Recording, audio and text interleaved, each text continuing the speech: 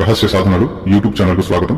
నిజామాబాద్ జిల్లా నుంచి లక్ష్మణ్ అనే సాధకుడు మమ్మల్ని సంప్రదించి, గురువుగారు మేము ఎంత ప్రయత్నం చేసినా మంత్రం సిద్ధించట్లేదు, మంత్రం అనేది కార్యం చేయట్లేదు, మంత్రం శక్తి పనిచేయడం లేదు, ఎంత కఠోర సాధనలు చేసినా మంత్రం ప్రయోగించిన సమయంలో ఎలాంటి ఫలితం దొరకట్లేదు, ఏదైనా ఒక అద్భుతమైన ప్రయోగాన్ని తెలియపరచండి, ఆ ప్రయోగం ద్వారా పనిచేయని మంత్రం పనిచేసేలాగా, అలాగే మంత్రశక్తి పెంచుకునేలాగా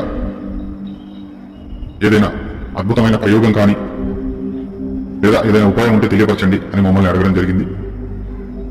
ఆ సాధకుడి కొరకు, అలాగే ఇలాంటి సమస్యలు ఎవరెవరైతే ఎదుర్కొంటున్నారో వారందరి కోసం ఈ రోజున ఈ వీడియో చేయడం జరుగుతుంది. ఈ వీడియోలో ఒక అద్భుతమైన ప్రయోగం కూడా తెలియపరచడం జరుగుతుంది.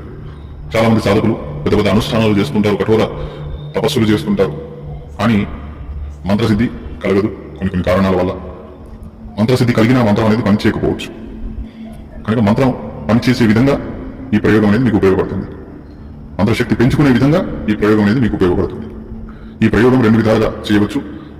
సాత్విక సాధనలు చేసేవారు పౌర్ణమి రోజున ఈ ప్రయోగం చేయాలి, తామసిక సాధనలు చేసేవారు అమావాస్య రోజున చేయాలి. ఉదాహరణకి మీరు తామసిక సాధన చేసేవారైతే, మీరు జపించిన మంత్రం తామసిక మంత్రం అయితే, మీరు అమావాస్య రోజున సూర్యాస్తమయ సమయంలో ఏదైనా చిన్న ప్రవహించే కాలువ దగ్గర కావచ్చు, నది దగ్గర కావచ్చు, వెళ్ళి ముందు జలదేవతలకు ప్రణామాలు తెలియపరుచుకొని ఆ తర్వాత 2 అగరబత్తులను వెలిగించి దక్షిణ దిశ వైపు తిరిగి కూర్చోవాలి.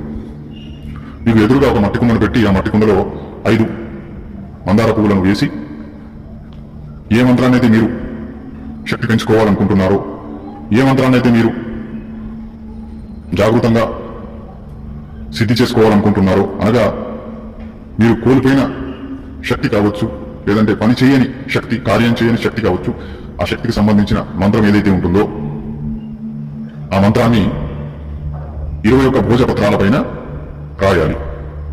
21 భోజపత్రాలపైన చక్కగా ఆ మంత్రాన్ని రాసిన తర్వాత అదే మట్టి కుండలో ఆ 21 భోజపత్రాలు వేసి పైనుంచి ఒక ఎర్రబట్ట అనేది కప్పి కంకణదారం చుట్టి ఆ మట్టి కుండను నీళ్లలో వదిలేయాలి. ఆ మట్టి కుండ ఎంత వేగంగా నీళ్లలో మునుగుతుందో, ఎంత వేగంగా ముందుకెళ్తుందో అంత తొందరగా, అంత వేగంగా తిరిగి మీ శక్తి మీకు లభించడం జరుగుతుంది.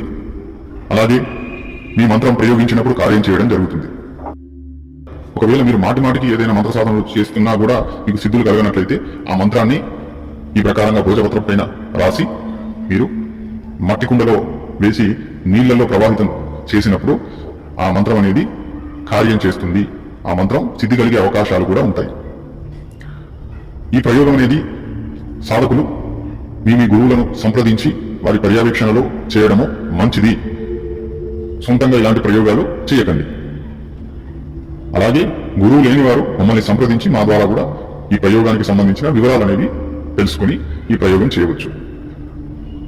తామసిక ప్రయోగం ఈ ప్రకారంగా చేస్తే, సాత్విక ప్రయోగం అనేది ఏ ప్రకారంగా చేయాలో తెలుసుకోండి. సాత్విక ప్రయోగం అంటే సాత్విక సాధనలు మీరు చేసినట్లయితే, అందులో మీకు సిద్ధి కలగనట్లయితే, మంత్రశక్తి కార్యం చేయనట్లయితే, మీరు మంత్రశక్తిని పెంచుకోవాలి అనుకున్నట్లయితే పౌర్ణమి రోజున సూర్యాస్తమయ సమయంలో ఏదైనా ప్రవహించే కాలువ కావచ్చు, నది కావచ్చు, చిన్న జలపాతం కావచ్చు, చాలా జాగ్రత్తగా వెళ్ళాలి ప్రాంతాలకు.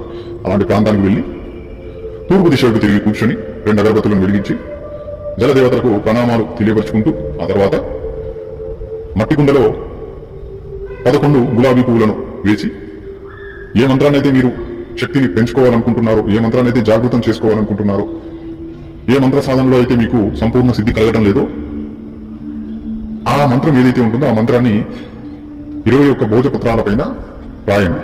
రాసిన తర్వాత ఆ భోజపత్రాలను ఆ మట్టి కుండలో పెట్టి యథావిధిగా ఎర్రటి బట్ట కప్పి కంకణ దారంతో చుట్టి నీళ్లలో ప్రవహించేలాగా లేదా మునిగిపోయేలాగా వదిలేసేయండి. మర్యాదపూర్వకంగా విసరకూడదు, మర్యాదపూర్వకంగా వదిలేయాలి. ఆ యొక్క నదిలో ముందుకు వెళ్ళిపోయినా గానీ, ఆ యొక్క కుండ లేదా మునిగిపోయినా గానీ 100% మీ మంత్రశక్తి పెరుగుతుంది. అలాగే మీకు ఒకవేళ ఆ సాధనలో సిద్ధి కలగనట్లయితే ఖచ్చితంగా ఆ సాధన మీకు సిద్ధి కలుగుతుంది. దాంతోపాటుగా మంత్రశక్తి అనేది పెరుగుతుంది. భవిష్యత్తులో మీరు ఆ మంత్రాన్ని ప్రయోగించినట్లయితే ఆ మంత్రం కార్యం కూడా చేస్తుంది.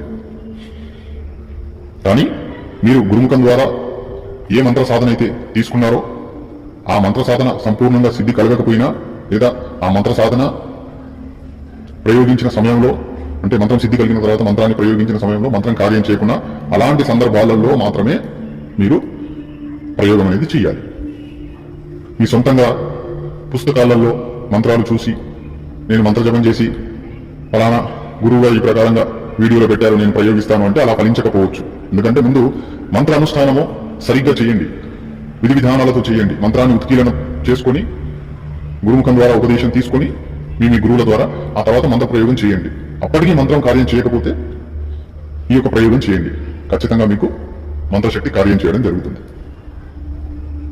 అలాగే ఇందులో ఈ ప్రయోగంలో భోజపత్రాలపైన మంత్రం దేనితో రాయాలి, ఆ భోజపత్రాలపైన మంత్రం రాసే సమయంలో ఏ సామగ్రిని వినియోగించాలి అని తెలుసుకోవాలనుకునేవారు మమ్మల్ని సంప్రదించండి. వారికి ఈ ప్రయోగంలో దేని ద్వారా ఆ భోజపత్రం పైన మంత్రాన్ని రాయాలి అన్న విషయం అనేది తెలియపరుస్తాము. అలాగే ఇలాంటి విషయాలు చాలా సాధకులకు ఉపయోగపడతాయి కనుక సాధకులు దాదాపుగా మీకు తెలిసిన సాధకులందరికీ ఈ వీడియోను షేర్ చేయండి. తద్వారా మీరు చేసే ప్రయోగాలు ఫలించాలని మేము కూడా మనస్ఫూర్తిగా కోరుకుంటాం. జై మహాకాళి, జై శ్రీ మహాకాళి.